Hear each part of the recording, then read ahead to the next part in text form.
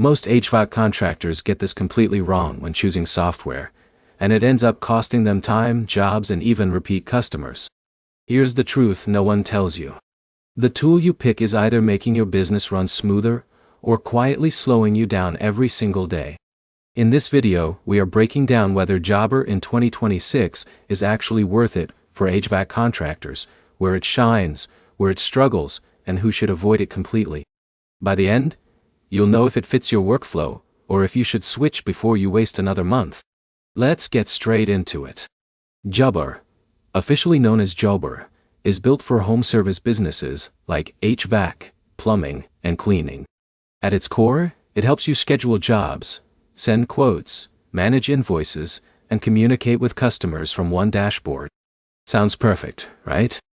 But here's where things get interesting for HVAC contractors specifically. If you're like Mike, a small HVAC business owner doing residential repairs, Jobber feels incredibly easy at first. You can create a job, assign it to a tech, and send an invoice in minutes. That simplicity is the main reason many contractors sign up.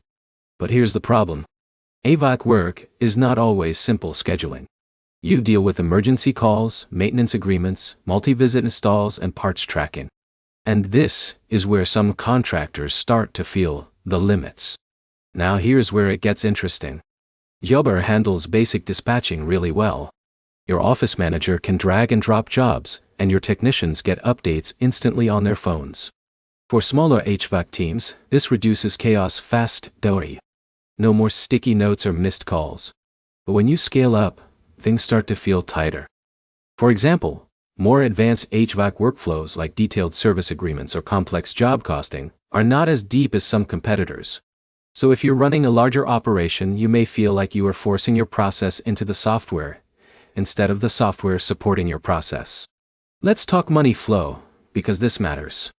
Jobber's invoicing and payment system is one of its strongest features. You can send estimates, convert them into invoices, and collect payments online. For contractors like Jake, who used to chase payments for weeks, this alone feels like a game changer. But here's the trade-off. Advanced reporting and customization are limited unless you move into higher pricing tiers. So while it starts simple, scaling up can get expensive depending on your team size. Now, let's talk HVAC-specific reality. If your business is mostly residential service calls, maintenance visits, and straightforward installs, Jobber fits very well. It keeps things clean, fast, and organized. Your techs don't need training for weeks. They can pick it up in a day or two. But if your HVAC business involves large commercial contracts, complex scheduling with multiple crews, or deep inventory tracking, you may feel restricted over time. That's the point where some contractors start looking at more advanced systems. So here's the simple breakdown. Jobber is best for small to mid-sized HVAC companies that want simplicity, fast setup, and strong customer communication. It is not trying to be the most complex system. It is trying to be the easiest one to actually use daily. And that matters more than people realize. Because software you don't use properly is worse than no software at all. Here's the final takeaway. If you want speed, simplicity, and clean job management, Jobber works very well for HVAC in 2026.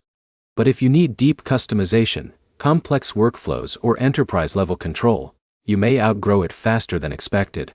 Before you decide, think about where your HVAC business is going in the next 2 to 3 years, not just where it is today. If this breakdown helped you understand whether Jobber fits your HVAC business, make sure to like the video, drop a comment with your experience, and subscribe for more real-world software comparisons that help you make better business decisions.